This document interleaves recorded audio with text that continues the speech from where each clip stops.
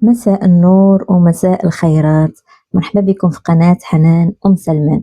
في هذا الفيديو غادي نشارك معكم هذه الحليوة ديال اللوز السهلة والبسيطة، كتبان راقية في المنظر ديالها وجميلة حتى في المذاق ديالها، لكنها سهلة بزاف بزاف. بالنسبة للعقدة راني شاركتها معكم في الفيديو اللي قبل من هذا، عقدة اللي هي سهلة وبسيطة، وفي هذاك الفيديو غادي تلقاو جميع الأسرار باش تحصلوا على عقدة اللي تجيكم مطاطية ومنسمة ودائما تبقى معلكة. هنا قسمتها بالنسبة لهذا الجزء هذا غادي نسمو بالنكهة ديال الفرomبواز، غادي ندير غير واحد شوية يعني راس المعلقة صغيرة وغادي ندخلو في العقدة ديالي. بالنسبة أخواتي اللي كتستعملوا هاد النكهات راهم كيكونوا مركزين بزاف، فما تحاولوش انكم تدخلوا كميه كثيره لانهم كيعطيو المروريه في الاخير الا كثرنا منهم. الا كنتو هاد النكهات هادو كيعطيونا اللون والمذاق، الا يعني ضفتوا النكهه وما حصلتوش على اللون المرغوب فضيفوا اللون من الاحسن وما تبقاوش تضيفوا فقط غير النكهه. انا ضفت الكميه اللي احتاجيتها ديال النكهه حتى حصلت عليها بهذا الشكل، وقسمت هذوك يعني هذوك الاجزاء الكويرات صغارين درت لهم 4 غرام، والكويرات الكبارين درت فيهم 16 غرام. كناخذوا الكويره الكبيره وكنبسطها في راحه اليد واحد شويه، وكنوضع في وسط منها هذيك الكويره الصغيره، كنلمها مزيان من الجوانب حتى ما تبقاش تبان نهائيا، وكنعاودوا نكوروها ونحطوها. هنايا بالنسبه لهاد الاجزاء هادو فمن الافضل انكم تقسموهم هما الاولين، يعني ديروا داك الكويرات اللي بفرomبواز كاملين عبروهم وحطوهم، وعاوتاني يعني اللي تيبقاو طبيعيين حتى هما عبروهم وحطوهم، باش تجيكم هكا الخديمه نقيه وتجيكم مفينيه وتجيكم الخديمه حتى اسهل وابسط. يعني ملي كتقسموا عليكم الخديمه بحال هكا كتجيكم مريحه اكثر.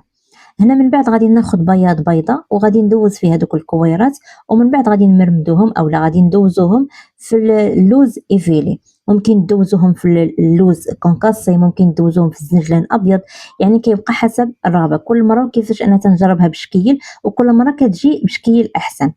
هنا الا بغيتو ديروا هاد الحبه ديال الكرز المعسل، اولا لا بغيتو ديروا واحد نص قرقاعه حتى هي تجي زوينه، فلكم الاختيار. انا فقط كنعطيكم يعني اختيارات وانتم جربوا بالطريقه اللي حبيتوها. كندوزو حتى هذاك الكرز المعسل كندوزو حتى هو في بياض البيض باش يلصق لينا على الحبه ديالنا، وصافي وكنبقاو مستمرين بنفس الطريقه حتى نكملوهم كاملين.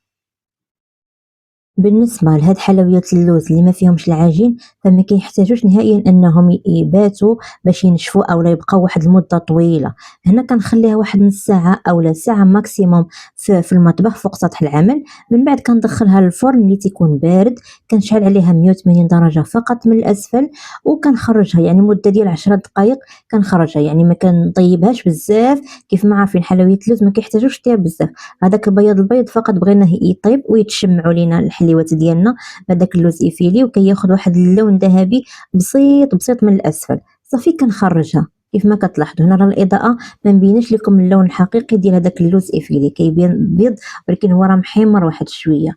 وهي باقا سخونه كندهنها بالناباج من جميع الجوانب، وكنعاود نولي ندخلها للفرن اللي تيكون سخون ولكن طافي.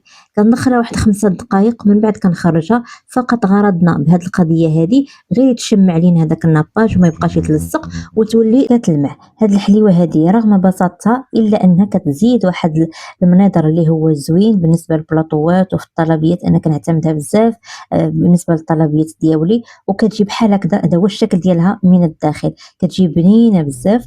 جربوها وان شاء الله غادي تنال اعجابكم. هذه الطلبيه هذه راه كنت سبق لي وشاركت معكم الفيديوهات ديال كل حليوه على حده. ان شاء الله غادي نخلي لكم الروابط اسفل الفيديو ديال كل حليوه بوحديتها. يلا خليتكم على خير ونتلاقوا في فيديو قادم بإذن الله. ولكن ما نساوش في الختام لكم مني كل الحب والوئام والصلاة والسلام على خير الأنام، فصلوا عليه وسلموا.